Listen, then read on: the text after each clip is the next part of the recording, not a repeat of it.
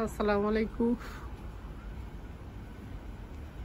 মোমেনার দিন কাল থেকে মোমেনা বলছি। আপনারা সবাই কেমন আছেন? আলহামদুলিল্লাহ, আমরা সবাই ভালো আছি। আপনারা পৃথিবীর যে যে প্রান্ত থেকে আমার ভিডিওগুলো দেখতেছেন তাদেরকে জানাই অসংখ্য অসংখ্য ধন্যবাদ। আজকে আমি চলে আসছি আমার ভাইয়ের বাসায়। দেখেন ভাইয়ের এই বাগানে কি সুন্দর কাঁচামরিচ ধরে রয়েছে। কাঁচামরিচের গাছগুলো দেখেন কত বড় বড়। আবার ওই দেখেন বেগুন হয়ে রয়েছে। মাশাআল্লাহ করেন সবাই। সিমও ধরছে অল্প জায়গার মধ্যে। আমার ভাবি কত কিছু লাগাইছে, দেখেন কত বেগুন ধরছে। মনা মশা তুমি আমারে কামড়াইও না। মশা গার্ডেনে আইলেই মশাই। দেখেন বেগুন দেখছেন কি সুন্দর ধরে রয়েছে। এই দেখেন পেপার মরিচ গুলো মাশাআল্লাহ। দেখেন করল্লাও মাশাআল্লাহ অনেক করল্লা ধরছে। এই যে করল্লা দেখছেন মাশাআল্লাহ অনেক সুন্দর করল্লা ধরে রয়েছে। যে শখের থাকে সে অল্প এই জায়গার মধ্যেও গার্ডেন করতে পারে। আমার ভাইয়ের বাসা তো বড় না, মাশাআল্লাহ এর মধ্যে কত সুন্দর করে কত করল্লা ধরছে। মাশাআল্লাহ মাশাআল্লাহ।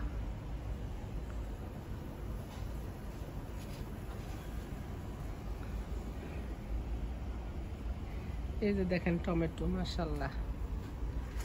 আপনাদেরকে আজকে আমার ভাইয়ের গার্ডেনটা সুন্দর করে ঘুরে একটু দেখাই। এর আগে একবার আসছিলাম, তখন অল্প অল্প ধরছে আর এই যে গোলাপ গাছ।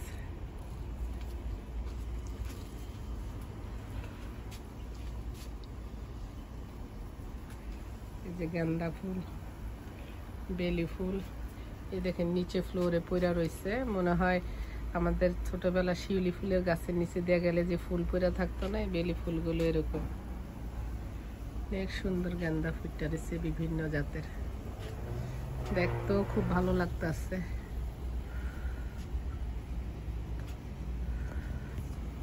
মাইকেল জ্যাকেল, এটা একটা পিঙ্ক কালারের গোলাপ। এই যেখানে আরেকটা গাছ। আমার ভাবি অনেক শৌখিন গাছ গাছরাতে। এই অল্প জায়গার মধ্যেই দেখেন কত সুন্দর কত গাছ লাগাইছে। কোনো তরকারিরও অভাব নাই।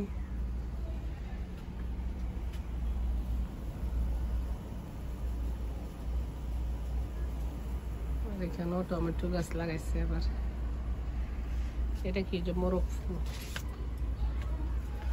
মশা তুমি আমারে কামড়াইও না। ওর ধনিয়া পাতাও লাগাইছে।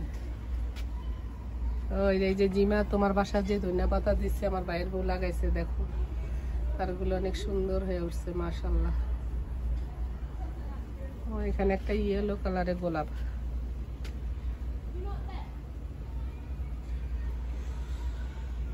এখানে দেখেন এই যে বরবটি সিম হয়েছে, দেখছেন ভাবি? এগুলি ফাইরা দিম আপনার সিম গুলো। হিরা ভাবি,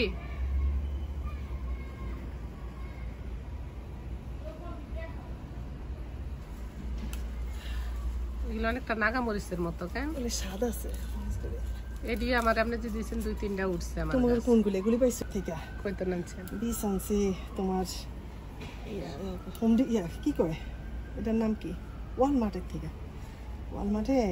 ওয়ালমার্টেও মরিচ বেছে?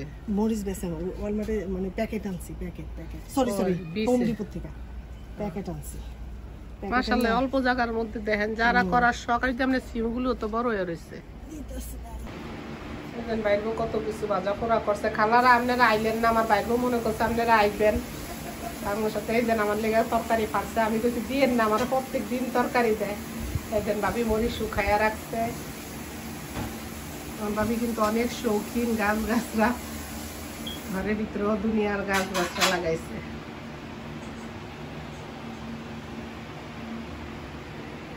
এটা কিসের পাক করা, কি বানাইছেন ভাবি? এটা হচ্ছে অনিয়ন, পটেটো।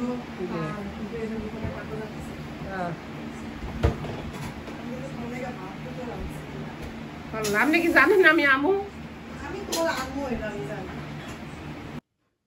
আসসালামু আলাইকুম, শুভ সকাল। ভিডিওটা আমি গতকালকে আমার ভাইয়ের বাসা থেকে শুরু করেছিলাম।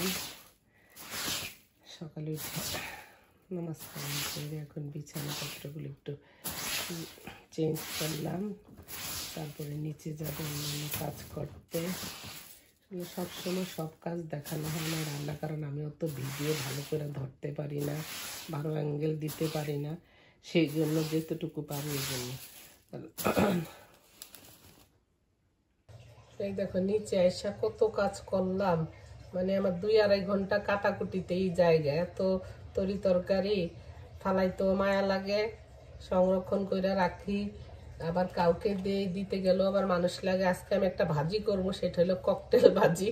ওই দিন ফেনা ভাত করার জন্য ইয়ার থেকে আমি কয়টা শাক উঠে আনছি আমার বাগান থেকে, তো একটু শাক রয়ে গেছে, তো আমার সাথে একটু সিম দিছি। আর এখানে আমার ভাইয়ের বউ কয়টা ঢেঁড়স দিছে ওনার কাছে, তো এই ঢেঁড়স একটু রয়েছে, তো আমি আজকে এটা ককটেল ভাজি করে আনলাম, খাইলেই খাওয়া হয়ে যাবো কি কনা পুরা।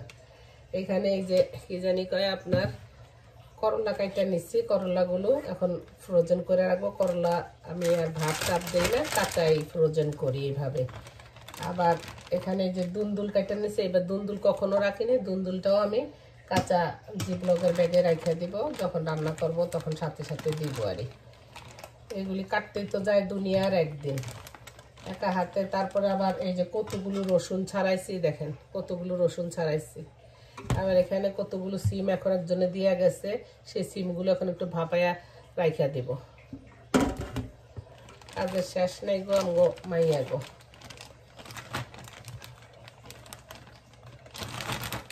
করলাটাও তাও খাওয়া হয় ভালো, শাক সবজিগুলো বেশি অত মজা লাগে না। করলা, টমেটো, কাঁচামরিচ, এই 3টা জিনিস আমার কাছে মানে ফ্রোজেন রাখি যে ভালো থাকে। তারপরও নাই মামাচ্ছে কানা মামা ভালো। ওই এখন এই শাক সবজির লেগে বেশি পাই তো আল্লাহ কইব এখন ফাইয়াতি মূল্যায়ন করছে। আর আগে নিউ ইয়র্কে নিজে তো অ্যাপার্টমেন্ট বিল্ডিং এ থাকতাম, যখন কারো বাসার কাছে দিয়ে যাইতাম সবজিওয়ালা, তাহলে মালিক কখন বাইরেবো তার থেকে সবজি খুঁজতাম, এরকম আর তাজা সবজির একটা অন্যরকম আর। যাই হোক আপনারাও এইভাবে যদি এক্সট্রা কেউ সবজি আনেন বা করেন, এভাবে ফ্রোজেন করে রাখবেন, তারপরে বের করে যখন বাজারে যাইতে কেউ পায় না বা হয়তো বা বাজারের দ্রব্যমূল্য বেশি, তখন আপনারা এইভাবে বাইর করে খাইবেন। আমি ভিডিও করতে গেলে আপনাগুলো যখন কথা কই আমার খেয়াল থাকে না, টাইম কত হয়ে গেছে, মেয়ে হয়ে গেছে, মনে হয় আপনাদের সাথে সারাদিনই বইয়া ভিডিও করি, সারাদিনই আপনাদেরকে দেখাই, এমনই মনে হয়। আরে যাক এখন রান্না করতে চলে যাই। আজকে কিছু করবো না, একটা ভাজি করবো, দেখছি যে ককটেল ভাজিটা। ছেলের জন্য একটু ডিম ভাজবো, পেঁয়াজ কাঁচামরিচ কুচে এনেছি। ছেলে বাসায় দাঁতের চিন্তা করে, দাঁত এটা ব্যথা তো, দাঁত এটা ফালাইতে তার থেকে $1000 নিব। দাঁতের চিকিৎসা এখানে অনেক বেশি, অনেক বেশি।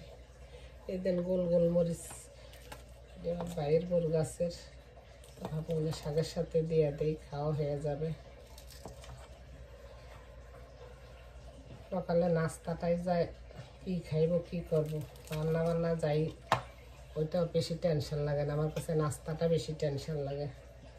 আপনারা আপনারা কইবেন আপনার কাছে নাস্তা বেশি টেনশন লাগে নাকি দুপুরের খাওয়াটা?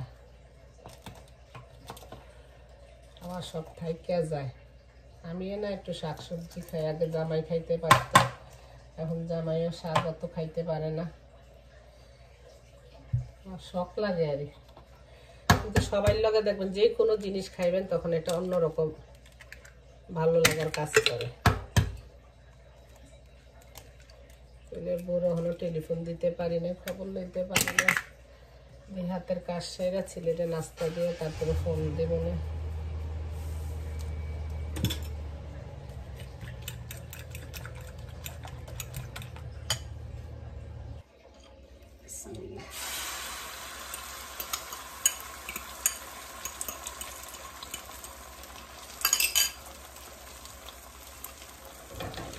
ডিম ছাড়া বোধহয় সকালের নাস্তা ভাবাই হয় না, আমি মনে করি।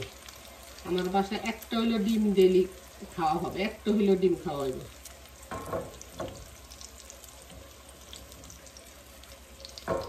আমি তো চাঁদপুরের মেয়ে। আমরা যখন ঢাকার থেকে চাঁদপুর যাইতাম, বেঙ্গল ছিল তখন বেশি। তো বেঙ্গলে একটা ডিম এরকম করে ভাজতো বড় করে, সাথে 2 পিস পাউরুটি। ওই যে কি মজা! সবাই মিলে কেবিন নিয়ে যাইতাম, তো আম্মা আবার ভাত তরকারি রান্না করে নিত। সেটার আনন্দ, সেটার আমেজ এখনো আমি ভুলতে পারবো না। ডিম ভাজা হয়ে গেছে, উঠে আনি। ভাজিটা, ককটেল ভাজিটাও বসিয়ে দিই।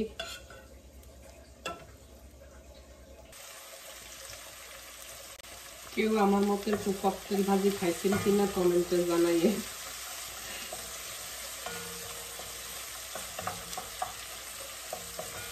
এখানে শাক ঢেঁড়স ভাজি করার জন্য পেঁয়াজটা আর রসুনটা একটু হালকা সফট করে নিতেছি।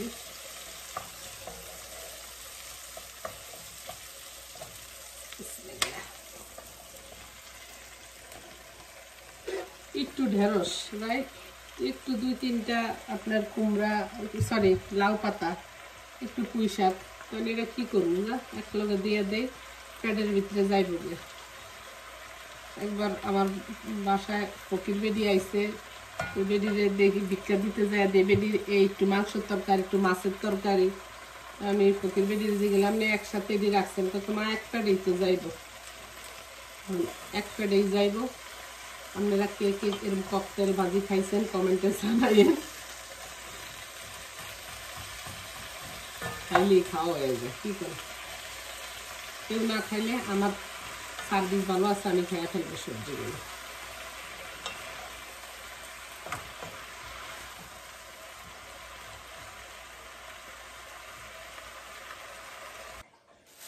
এখানে আমার একটা খালতো বোনের বেবি শাওয়ার হয়েছে, যারা পিঠা বানিয়ে নিচ্ছি, সেই ওর বেবি হয়েছে ছেলে, আলহামদুলিল্লাহ। এখন ওই খালুয়ে আমারে মিষ্টি দিয়া গেছে, আর ওই দুলদুলগুলো দিয়া গেছে। আমি কোনো সময় মিষ্টি কিনি না, ওই থেকে জানি আমার মিষ্টি আয়া করে। কেউ খাইব না আমি ছাড়া। কারণ আমার বউরে জিগে তো মনে হইল কি ফালাইয়া দুমু এরকম। এরপরে না পরে আমার সাথে মিষ্টি খেতে। বিসমিল্লাহ। আল্লাহ বাচ্চাটারে সুস্থ রাখো, ভালো রাখো, ন্যাক হায়াত দিও, ইসলামী রাস্তায় রাখো। মিষ্টিটা এখানে একজনে ওয়াইফে বানায়, সবাই ওনার থেকে অর্ডার নেয়, ভালোই, খারাপ বানায় না।